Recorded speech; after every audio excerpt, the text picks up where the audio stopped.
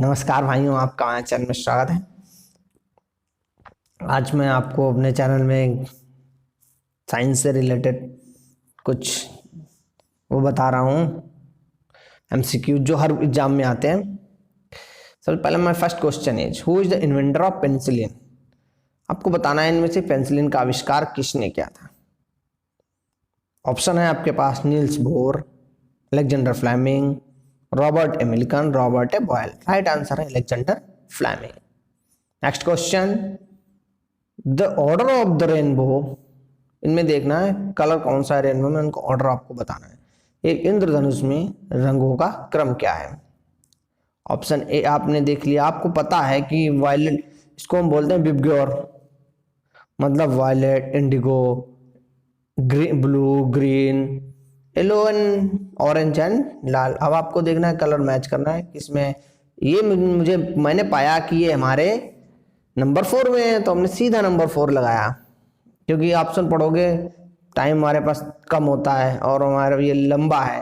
अब मैं इधर फिगर बना रहा हूँ, देखना आप इसको, ये साइड में मैंने बना रहा हूँ, ये देखियो आप, ये देखना विबग्योर का।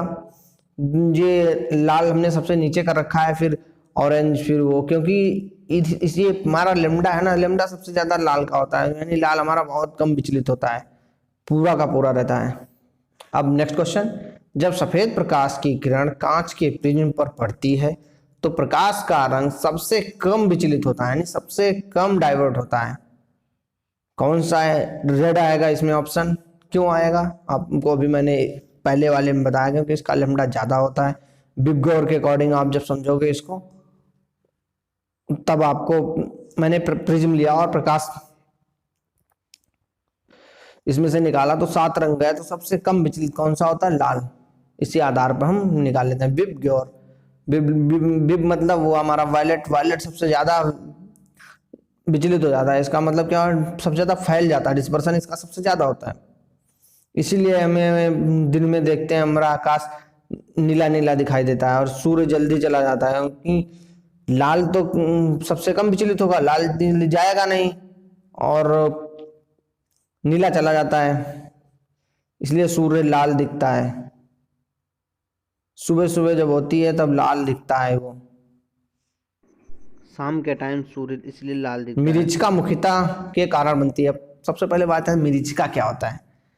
मिरीचिका होती है जब आप दोपहर में गर्मियों के समय में गाड़ी पे चलते हो, मोटरसाइकिल पे मान लो चल दिया आपने, बाइक पे आपने देखा कि बहुत बाइक पे जा रहे हो और देखा आपको एक लगभग 100 मीटर 200 मीटर पे आपको दिख रहा है वहां पानी है, लेकिन वहां पर कुछ नहीं होता है, वो होती है मिरीचिका। वहां पर बनता है टोटल इंटरनल रिफ्लेक्शन के कारण आपकी जो एयर है ना वो ऊपर उठती है और वहां पर ये जो रेज आती है नीचे गिरती हैं, ठंडी ठंडी रेज नीचे गिरती हैं।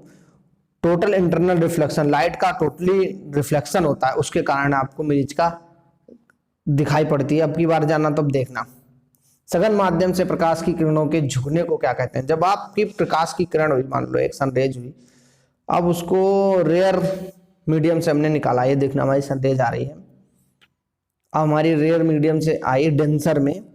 जब आपने देखा हम रेयर से डेंसर में आ रहे हैं तो हम भाग नहीं पाएंगे, क्योंकि मेरे सामने डेंसर है। हम तो पहले हल्के थे, अब उसमें जा रहे हैं डेंसर में, तो हम कम विचलित हो पाएगी किरण। किरण क्या होगी, कम, उसको जगह नहीं मिल पाएगी, क्योंकि मीडियम डेंस है। तो बिल्कुल उधर गई कोऑर्डिनेट के पास से ही। अब प्रकाश की किरण ली और जब डेंसर से रेयर में लाया तो प्रकाश की किरण फैल जाती है इधर, इसे बोलते हैं अपवर्तन यानी रिफ्रैक्शन। रिफ्रैक्शन। अब मैं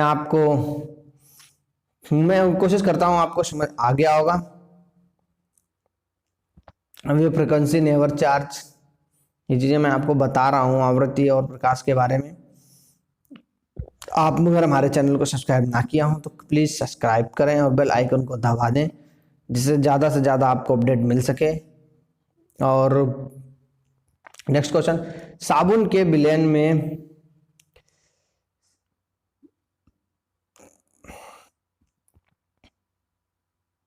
ये मैं अपना प्रचार कर रहा था, आप हमारे चैनल को सब्सक्राइब करें, अगर ना किए हो तो प्लीज़ सब्सक्राइब करो, ज़्यादा से ज़्यादा लाइक करो। मैं यही चाहता हूँ।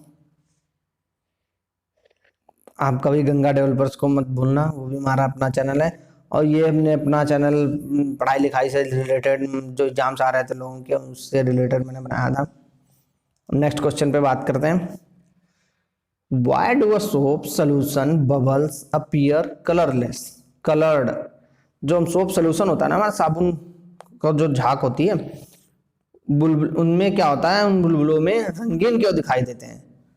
सबसे अच्छा टॉपिक है ये। अब मैं साबुन से कपड़े धोते हो कभी कभी और आपको लगता है हमारे बुलबुलों में कलर क्या है। अब ये इसके कारण होता है, डिस्पर्सन के कारण। अब हमने देखा कि कलर में क्या हुआ, उनका इंटरफेरेंस, सॉरी, उनमें क्या हुआ कि कलर में कई रंग डिवाइड हो गए। कलर के ऊपर जब सनरेज पड़ती है बबल के ऊपर, बबल में हमें 7 रंग डिवाइड हो जाते हैं। अब जब वो 7 रंगों में आई तब उसमें हमें लगा, तो वहां पर क्या हो रहा है, प्रकाश का इंटरफेरेंस हो रहा है, व्यतिकरण हो रहा है। आंखों की पुतली झिल्ली, आंखों के ऊपर जो झिल्ली होती है, पुपिल्स जिन्हें बोलते हैं, जिसके माध्यम से प्रकाश प्रवेश करता है, उसका क्या कहा जाता है? मतलब इन्होंने कहा है आंखों में पतली झिल्ली है जिसके माध्यम से प्रकाश प्रवेश करता है। मतलब झिल्ली तो हुई हमारी पुपिल्स, उसके माध्यम से जो प्रकाश गया उसका क्या नाम है? उसको ये चीज, ये सफेद वाली पटल होती है, कोरोनिया बोलते हैं उसको। अब आपको मैंने अभी चित्र बनाया आई का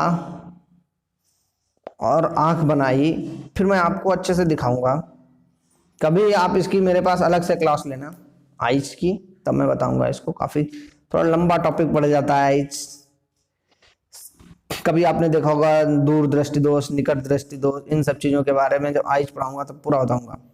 तब तक नेक्स्ट क्वेश्चन, विद्युत परिपथ का घटक में से कौन सा है? इन्हें कौन सा बताना है जो विद्युत परिपथ का घटक है? यानी चालक तार जरूर, स्विच जरूर, बैटरी जरूर, इनमें से सभी। राइट आंसर 4, यानी विद्युत परिपथ यानी इलेक्ट्रिक सर्किट में कौन कौन सी चीजें आती हैं? सारी चीजें आती हैं, तो राइट आंसर हो जाएगा ऑल ऑफ द अबव। आपने भी कोई भी इलेक्ट्रिक सर्किट बनाना है तो इन सब चीजों का यूज करना पड़ेगा। बिना बैटरी चार्ज चलेगा क्या भाई? इसमें स्विच भी होना चाहिए, बैटरी भी होना, वायर भी होना चाहिए, तभी तो लाइट पास करेगी। अब हम नेक्स्ट क्वेश्चन पे चलते हैं। What is the SI unit of electric potential difference? अब हमें बताना है इलेक्ट्रिक पोटेंशियल डिफरेंस यानी वोल्ट की, volt potential difference V1 minus V2 equal to capital V। हमने किस पे बात की? वोल्ट पे। पोटेंशियल डिफरेंस वोल्ट पे बात की। ऑप्शन भी देखो, ओम्स लॉ क्या होता है? V equal to IR। उसी आधार पर हमने क्या लगाया? Number 2 volt.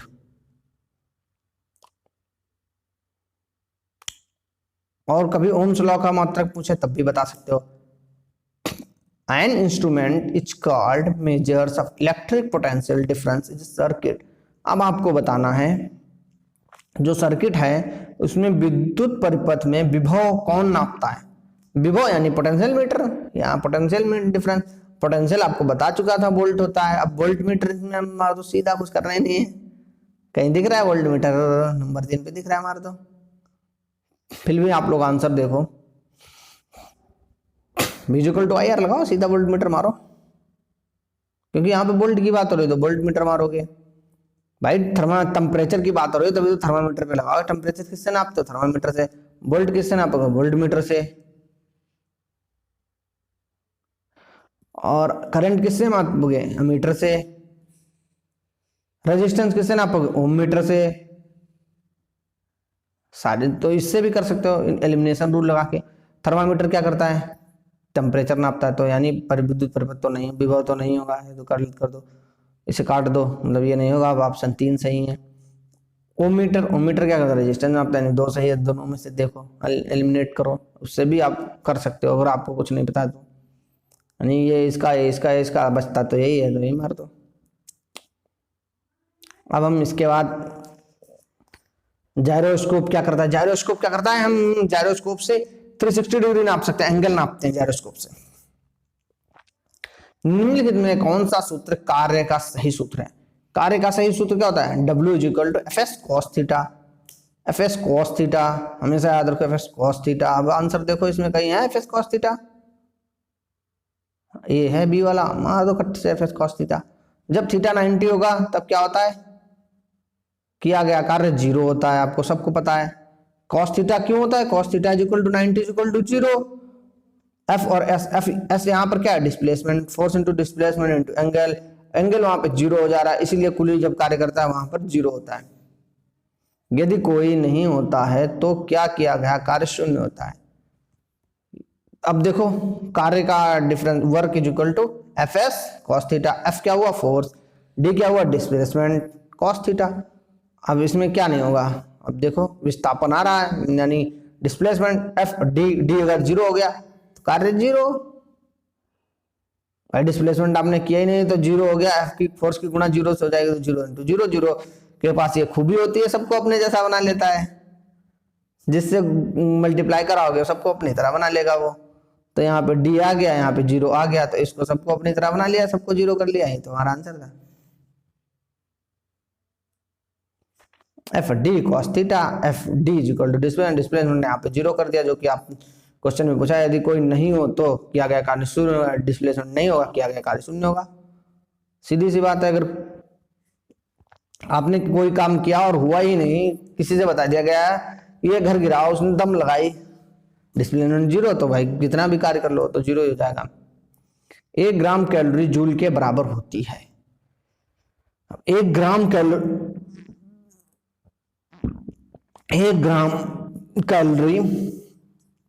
जूल के बराबर होती है। कितनी बार पढ़ाया गया, 4.2 4.2 4.2, आंसर ही फिर 4.2 है। तो रटाया है हमने बहुत बार, हमारे कुछ वीडियो देखना तो हमने बहुत बार बताया है, बहुत एग्जाम में आया हुआ क्वेश्चन है। पावर इज डिफाइन, शक्ति किस रूप से परिभाषित किया जाता है, हमने कितनी बार बताया, F D cos theta, force into displacement into cos theta, कुछ करना नहीं है। अब इसे पढ़ो ऑप्शन, पहला क्या है, धक्का या खिंचाव, बिल्कुल। कार्य करने की क्षमता, ये भी सही है, शक्ति क्या है, कार्य करने की क्षमता।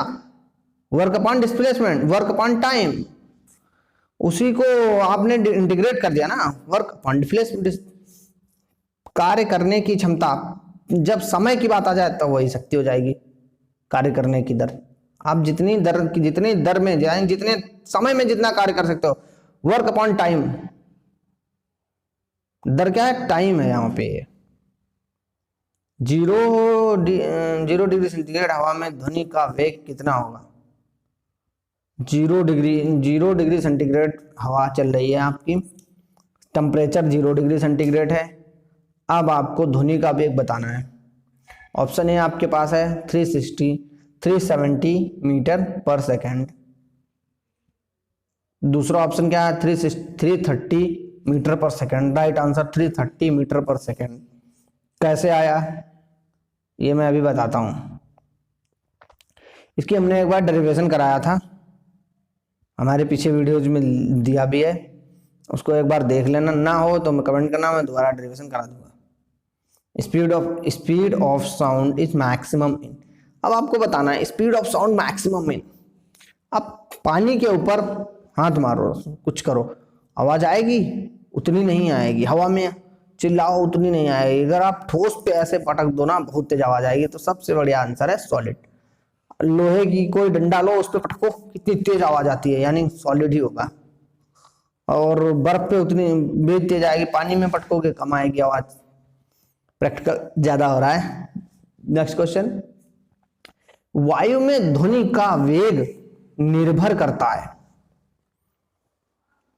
ध्वनि का वेग यानी साउंड का आपको बताना है वेलोसिटी डिपेंड ऑन, साउंड की वेलोसिटी किस पर डिपेंड करती है आपको बतानी है। डेंसिटी ऑफ एयर, वायु का घनत्व, temperature of air, pressure of, right answer pressure of air, pressure of air. वायु में ध्वनि का वेग, वेग किस पर निर्भर करेगा, ध्वनि का वेग, वेग यानी velocity, velocity is equal to क्या हो जाएगा हमारा, आपका हो जाएगा डिस्प्लेसमेंट ऑन टाइम, वायु के दाब पर आ जाएगी। किसी चीज की वेलोसिटी फाइंड करनी है तो उसका क्या करोगे, उसका बाद आपको डिस्प्लेसमेंट पता है, यानी विस्थापन, वन टाइम, वही याद आ रहा है यहाँ पे, एच रो जी लगेगा ना यहाँ पे, h rho g, the pressure is equal to h rho g. चीजों को मैंने डिफाइन कर रखा है, देखना, डी बढ़ेगा वेलोसिटी बढ़ेगी, टी बढ़ेगा वेलोसिटी बढ़ेगी। अब यहाँ पे वायु की आर्द्रता यानी ह्यूमिडिटी बढ़ेगी, वेलोसिटी घटेगी। चित्र के माध्यम से हमने, तीर के माध्यम से दिखा रखा है। गुरुत्वाकर्षण का सार्वभौमिक नियम किसके द्वारा प्रतिपादित किया गया? सार्वभौमिक नियम, यानी हम न्यूटन साहब को तो जानते हो। ग्रेविटेशनल लॉ वाज प्राउंडेड बाय, किसने प्रूव्ड किया था इसका लॉ ग्रेविटेशन का?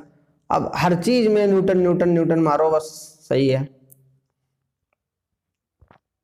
First option is Newton, second option Galileo, third option is Kepler, fourth option is Copernicus. Right answer Newton. मैं समझा रहा हूं, इधर देखना, इधर थोड़ा डेंसिटी बढ़ेगी, इलास्टिसिटी घटेगी, थोड़ा देखना। राइट आंसर तो न्यूटन ही होगा, क्योंकि न्यूटन साहब ने सारे नियम बनाए, गुरुत्वाकर्षण के तीनों नियम न्यूटन ने बनाए हैं। निम्नलिखित में से कौन सा कथन दो वस्तुओं के बीच गुरुत्वाकर्षण बल के बारे में सही है? अब गुरुत्वाकर्षण बल का क्या मतलब? G is equal to R square upon m1 into m2, upon में m1 m2, ji are square हमेशा प्रतिकारक होता है, गलत, हमेशा आकर्षक होता है। गुरुत्वाकर्षण आकर्षण है ना, हमेशा आकर्षण। पृथ्वी पर मान लो गुरुत्वाकर्षण है, आप कोई चीज पृथ्वी की तरफ डालोगे तब वो भागेगी थोड़ी, पृथ्वी की तरफ आएगी, हमेशा आकर्षित करेगा। आपको अगर 2 मंजिल से फेंक दिया जाए आप नीचे ही आओगे, यानी आकर्षण हो रहा है ना, गुरुत्वाकर्षण। न्यूटन का गुरुत्वाकर्षण का नियम केवल मान्य है स्मॉल बॉडीज पे, लार्ज बॉडीज पे, स्थलीय निकाय पे, उपरोक्त सभी। यहाँ पे जो क्लियरली बात करते हैं वो तो है स्मॉल बॉडीज पे, लेकिन आंसर ज्यादातर आता है ऑल ऑफ अबव। उन्होंने तो छोटे से शेप पर किया था, लेकिन जब उन्होंने ड्राइव किया तो ऑल ऑफ अबव आया, मतलब बड़े पे भी हो गया, छोटे पे भी हो गया। जब किसी बड़ी चीज को भी डालोगे नीचे ही आएगी, यानी आकर्षित है ना पृथ्वी की तरफ। उन्होंने वहीं से नियम बनाया था। जब वो पृथ्वी पेड़ सेब था और नीचे गिरा था, तब न्यूटन के दिमाग में आया कि ये नीचे क्यों गिरा, ऊपर जा सकता था। यानी पृथ्वी के पास कुछ ना कुछ आकर्षण बल है जिसके कारण ये नीचे गिर रहा है। नहीं तो मैंने किसी को 2 मंजिल से फेंका, वो ऊपर ही लटका रह जाता। क्यों नहीं रहा भाई? समझने वाली बात थी। यहाँ पे न्यूटन साहब ने सोचा, इसलिए उन्होंने नियम बनाया। निम्नलिखित में से किस न्यूटन के गति के नियम को गैलीलियो के रूप में माना जाता है? न्यूटन का गति का पहला नियम, इसे जड़त्व का नियम भी कहते हैं, न्यूटन की गति का पहला नियम, लॉ ऑफ गैलीलियो भी बोलते हैं। इस नियम में क्या था?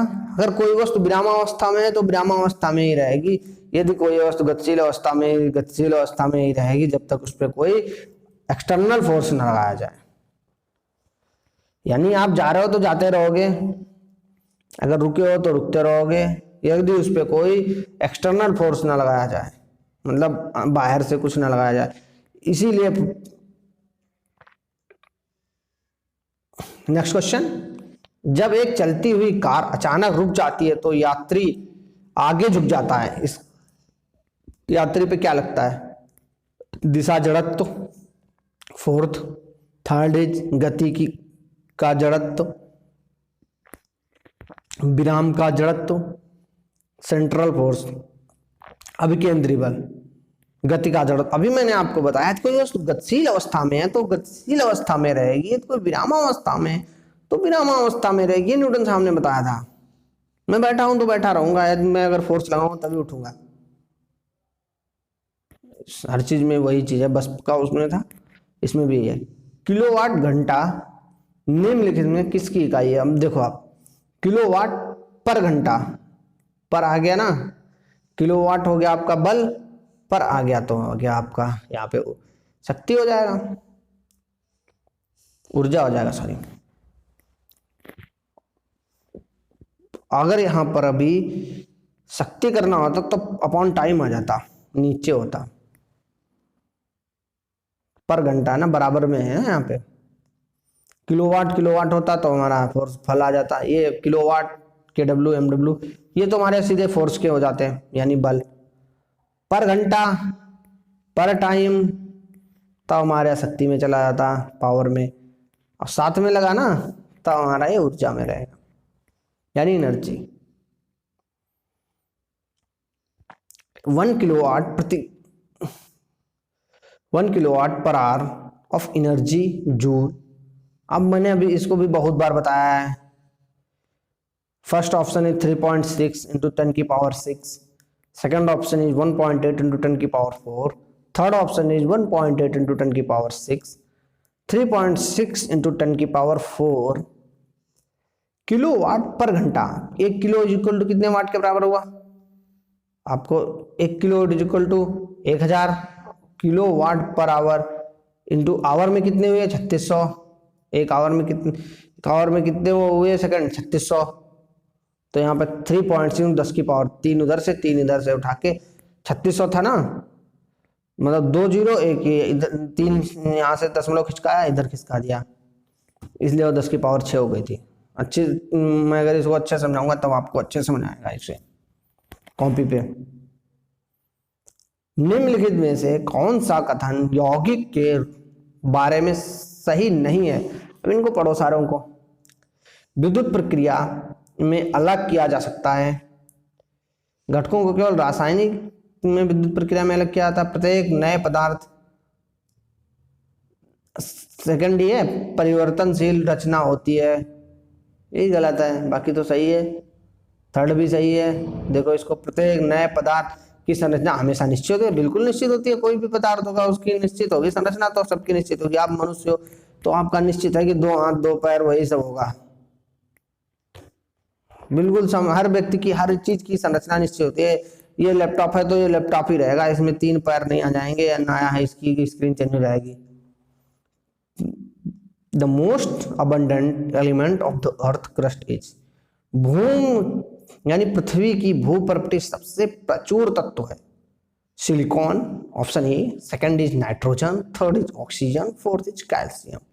भूपर्पटी यानी अंदर की बात कीजिए तो ऑक्सीजन आएगा, 46% पाया जाता है। और बाहर में क्या चीज पाया जाता है? नाइट्रोजन। नाइट्रोजन का परसेंटेज क्या है? 72। जब बात आती है एयर की बात करते हैं तब 72 नाइट्रोजन आएगी, 21% ऑक्सीजन आएगी, और 1% में सारे सब कुछ है इसमें। और जब अंदर की बात आती है तो 4.6% ऑक्सीजन आ जाती है। तो ऑक्सीजन भूमि के नीचे सबसे ज्यादा पाई जाती है ऑक्सीजन, इसीलिए बात करते हैं पृथ्वी के नीचे ऑक्सीजन बहुत है। कई बार बताया मैंने ये चीज। एक मिश्रण के परिमाण स्वरूप बनता है। अब एक मिश्रण लिया आपने, ऐसे मिश्रण लिया, मिश्रण क्या बनी? पानी को घोला नॉर्मल सा, उसका मिश्रण बनाया, उसमें भौतिक परिवर्तन होता है, बिल्कुल भौतिक परिवर्तन चेंज हो जाता है। क्यों? पानी लिया और शक्कर ली, चीनी ली, मिला दिया तो भौतिक बिल्कुल चेंज हो गया, वो तो कुछ शरबत दिखने लगा। रक्त, प्लाज्मा, मिश्र धातु आदि का मिश्रण शुद्ध उदाहरण है। The mixture of the blood plasma mental alloy, it is pure example of. First is mixture of the components, second is heterogeneous, third is homogeneous, fourth is none of about. अब इसमें क्या हुआ? प्लाज्मा है तो खून जैसा ही तो दिखेगा, यानी होमोजीनियस रहेगा, सजातीय रहेगा भाई। खून है, अब खून जैसा ही तो रहेगा, होमोजीनियस रहेगा ना, उसमें मिट्टी थोड़ी दिखने लगेगी। यानी शरबत है, होमोजीनियस रहेगा, शरबत में कंकड़ डाल दोगे अलग हो, हेट्रोजीनियस हो जाएगा, विजातीय हो जाएगा। भाई शरबत है तो शरबत ही जैसा दिखेगा, यानी खून है तो लाल दिखेगा, ऑब्वियसली सी बात है। उसमें प्लाज्मा बनाओ, प्लाज्मा भी लाल आएगा। राइट आंसर यही है। उसका केमिकल चेंज कुछ भी चेंज हो, लेकिन फिजिकली सेम रहेगा भाई। प्लाज्मा है, प्लाज्मा प्लाज्मा ही रहेगा।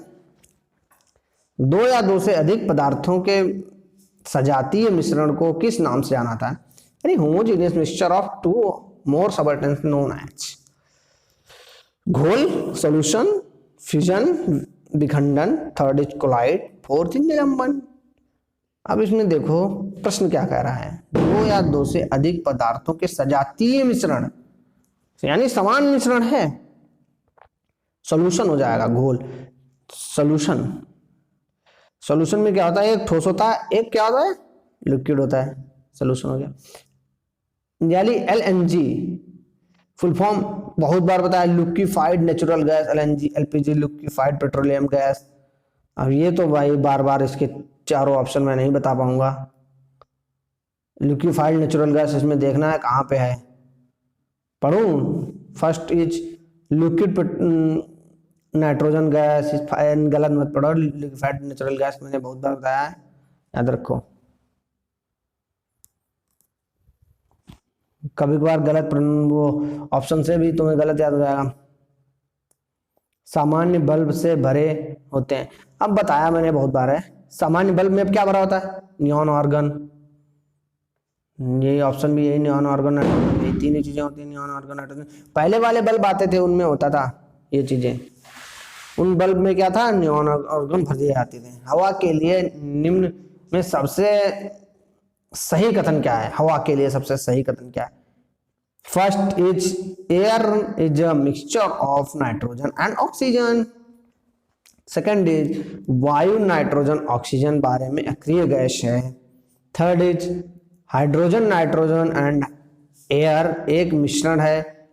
वायु नाइट्रोजन ऑक्सीजन का एक मिश्रण, राइट आंसर इज सेकंड, वायु नाइट्रोजन ऑक्सीजन और अक्रिय गैसों का मिश्रण है। वायु में नाइट्रोजन ऑक्सीजन के साथ अक्रिय गैसें, अक्रिय गैसें कौन होती है, हाइड्रोजन, CO2, ये सब अक्रिय गैसें में आ गई ना, ये चीज बतानी। सोल्डर किसकी, जय श्री राम महाराज की जय। सोल्डर किसकी एक मिश्रण धातु है? Solder is an alloy of, solder पहले होता क्या है, सोल्डर किसकी मिश्र धातु है? CuMnND, SnPb, right answer SnNPb, Pb यानी लेड।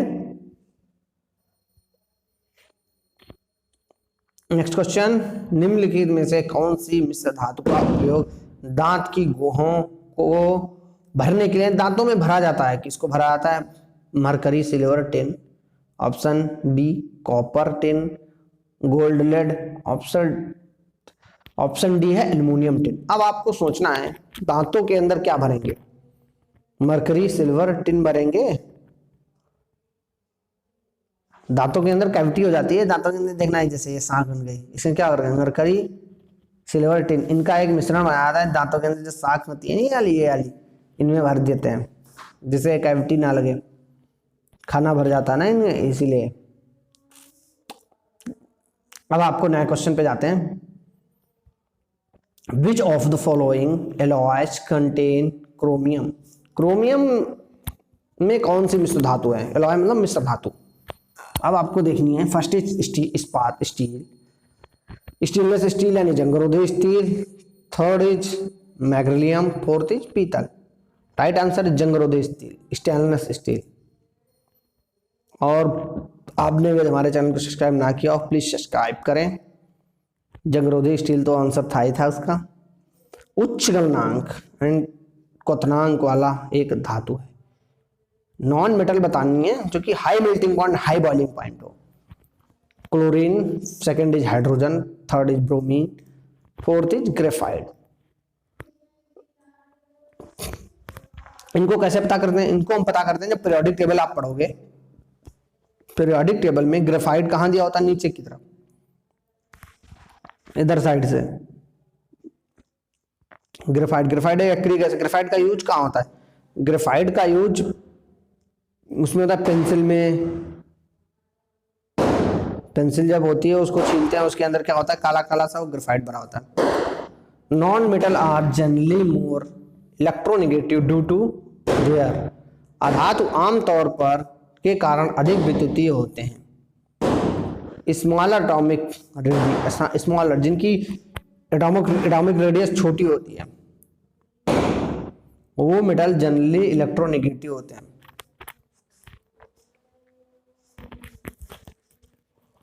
हमारे वहां ठंड बहुत पड़ रही है भाई।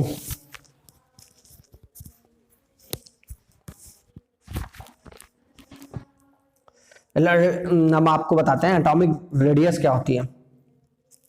सेंटर से, जैसे हमारा एटॉम क्या हुआ, गोल गोल हुआ। अब हमने देखा कि सेंटर हुआ ना उनका, उसको हम न्यूक्ली बोलेंगे। अब न्यूक्ली से सेंटर के जैसे गोलाकार आखिरी बिंदु, उसके बीच सेंटर से जो दूरी होती है उसे रेडी बोलेंगे, एटॉमिक रेडियस। वो एटॉमिक रेडियस छोटे परमाणु, जो छोटे परमाणु होते हैं उन एटॉमिक रेडियस छोटी होगी, वो इलेक्ट्रोनेगेटिविटी की आएगी, नेगेटिव।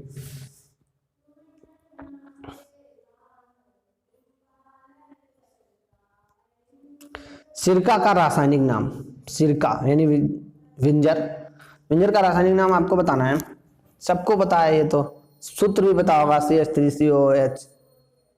अब CH3COOH का रासायनिक नाम आपको बताना है, विरल एसिटिक यानी डाइल्यूट एसिटिक, डाइल्यूट होता है CH3COOH। इसका ये होता है केमिकल नेम, केमिकल फॉर्मूला। निम्नलिखित में से किस रसोई के पदार्थ को ग्रहण संकेतक के रूप में माना जाता है? ग्रहण संकेतक यानी kitchen substance can be used olfactory indicator, आलू, जीरा, टमाटर, प्याज। इसमें हम आपको बताते हैं, पहला ऑप्शन आलू बिल्कुल नहीं हो सकता, प्याज होगा। प्याज को ग्रहण संकेतक के मानते, क्योंकि प्याज को काटते समय बदबू आती है, प्याज को अलग चीज में लेते हैं, ये तो सब्जी थी आलू में।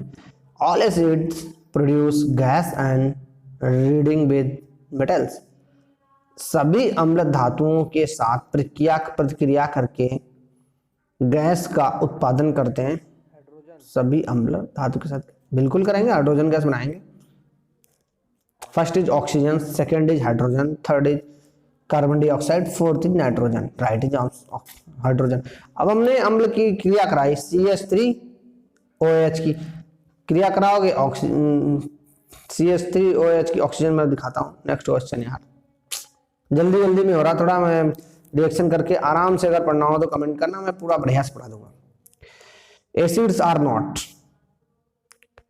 इलेक्ट्रोलाइट्स, सोपी ऑफ टच, आमतौर पर उपयोगी, स्वाद के लिए खट्टा। इसमें देखना, एसिड्स आमतौर पे क्या होंगे, स्पर्श करने में साबुन जैसा नहीं होगा, बिल्कुल नहीं होगा। सोप तो बेसिक होता है यार, साबुन जैसा कैसे होगा? साबुन यानी सोप बेसिक नेचर का होता है। जो एसिड होता है, सिरका, सिरका खाओगे कैसा लगता है? खट्टा लगता है, सीधी सी बात है। तुमने सिरका सबने खाया है, इसमें देखा एसिड आमतौर पर नहीं होते हैं, खट्टे तो होते हैं एसिड। बिल्कुल गलत, इन्होंने बिल्कुल सही लिख रखा है, यानी गलत नहीं है ये। आमतौर पर उपयोगी, बिल्कुल उपयोगी, सिरका उपयोगी तो है, यही थर्ड वाला, सेकंड वाला गलत है। Acid normal to dilute acid है, कई चीजें खाई जाते हैं, नींबू खाया जाता है, लैक्टिक एसिड होता है उसमें, सेब खाया जाता है। आर्सेनिक की उच्च सांद्रता के साथ जल की खपत से होती है। Arsenic, high concentration of arsenic.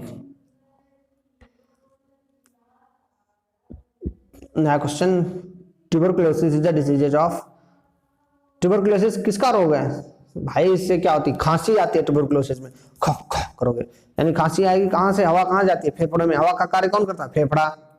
हवा का डिपार्टमेंट किसके पास है? फेफड़े के पास। तो खांसी खो खो करोगे, बलगम आता है उसमें में, तो क्या होगा? क्या खराब होगा? फेफड़े खराब होंगे, सीधी सी बात।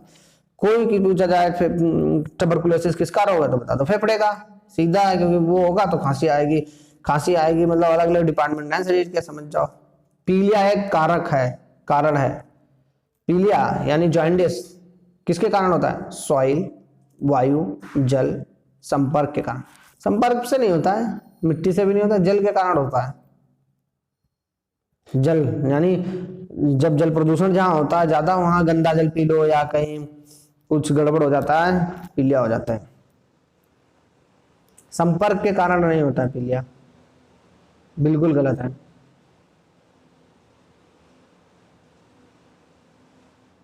जल के कारण पीलिया वहां पर ज्यादा होता है जो गंदा जल पी लेते हैं।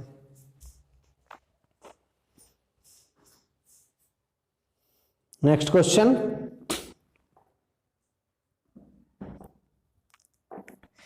ठंडा हो रहा है भाई, क्या करूं।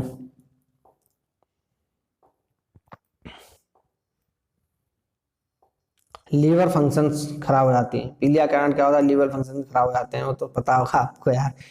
पीलिया कई लोगों को आपने देखा होगा, पीलिया में क्या खाते हैं? केले खाए जाते हैं। पीलिया में अगर ऐसी चीजें हो, केले वेले के चक्कर में मत पड़ो भाई, दवा लो।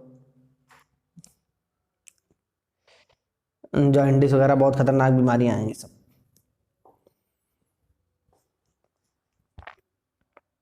अब मैं नेक्स्ट क्वेश्चन पे आता हूं आपको पढ़ाने के लिए। घेंगा रोग किसे प्रभावित करता है? थायराइड ग्रंथि से क्या कारण होता है? थायराइड ग्रंथि यहाँ पे होती है, फूल जाती है इतनी मोटी, बोलते हैं लोग घेंगा हो गया, मतलब इतना मोटा फूल गया। थायराइड ये किसकी कमी से होता है? आयोडीन की कमी से होता है। आयोडीन यानी NaCl, आपको इसीलिए बोला जाता है नमक खाना चाहिए।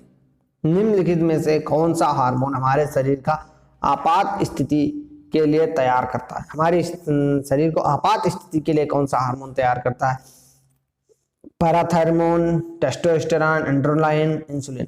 देखो इंसुलिन क्या करता है? हमारे अंदर शुगर की मात्रा को कम कर, शुगर बैलेंस करता है इंसुलिन। जिनके शुगर हो जाता है नहीं, इंसुलिन बनना गड़बड़ हो जाता है। इंसुलिन सही मतलब शुगर उगर नहीं होगा, ठीक। एंड्रोनाइल, पैराथायरॉन और एंड्रोनाइल, इनमें तुमको देखना है टेस्टोस्टेरोन का नहीं होता, सेक्सुअल वाला हार्मोन होता है। अब ये होगा एंड्रोनाइल। एंड्रोनाइल ही जब एकदम इलेक्ट्रॉन रोए खड़े हो जाते हैं ना, एंड्रोनाइल बढ़ता है हमारे शरीर में। टेस्टोस्टेरोन का इन चीजों में से कोई मतलब नहीं होता है, बेबी वाले में होता है वो तो।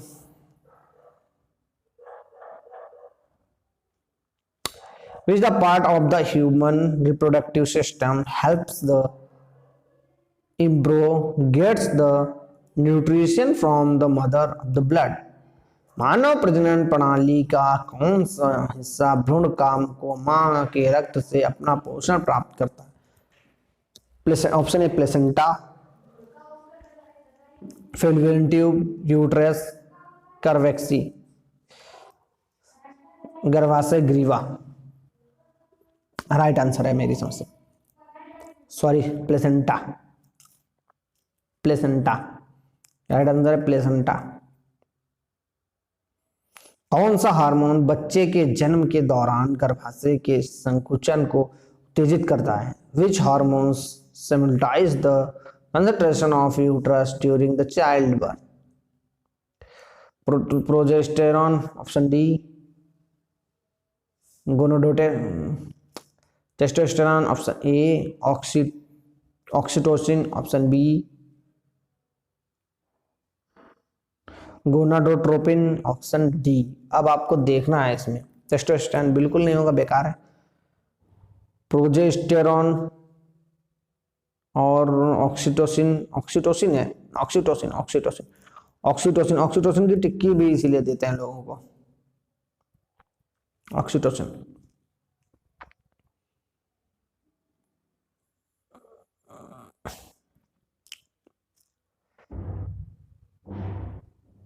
The baby is born as the result of मांसपेशियों के लयबद्ध संकुचन के परिणाम स्वरूप बच्चा पैदा होता है। Option A 1 2 3 4, vagina, fallopian tube, cervix, uterus.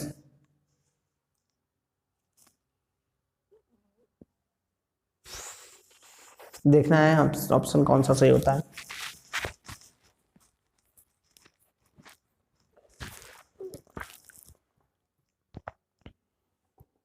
मैंने भी कई बार क्वेश्चन पढ़ाया भी है, यूट्रस के कारण।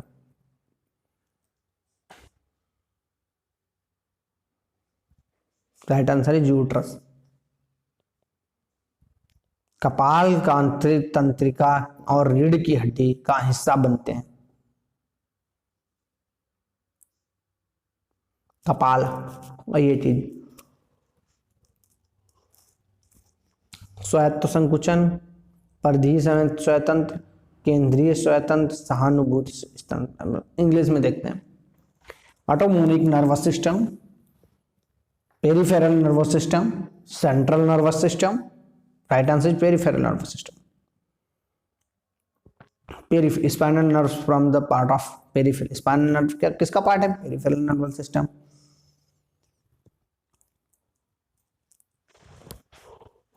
ठंडा है भाई यहाँ पे। Second question, the longest cell in the human body, तंत्रिका कोशिका एंड न्यूरॉन्स, सेटॉन्स तंत्रिकाएं, विनोसिस न्यूफ्रॉन्स। राइट आंसर इज, पूछा क्या गया, मानो इसमें सबसे लंबी हड्डी क्या, तंत्रिकाएं, तंत्रिका कोशिका, कोशिका एडिसल, सेल तो भाई छोटी सी होती है लेकिन ये सबसे लंबी है, क्योंकि कोशिका की बात की गई, हड्डी की नहीं की गई भाई। क्वेश्चन देखने वाला था, सेल पूछी गई है बॉडी की।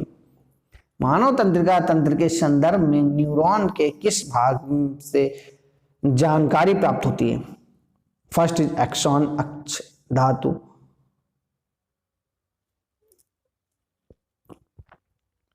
मिटोकॉन्ड्रियस, थर्ड इज डेंड्राइट, फोर्थ में देखना है क्या होगा,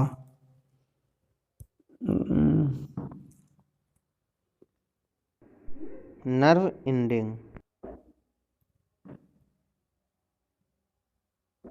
राइट आंसर भी डेंड्राइट ही था।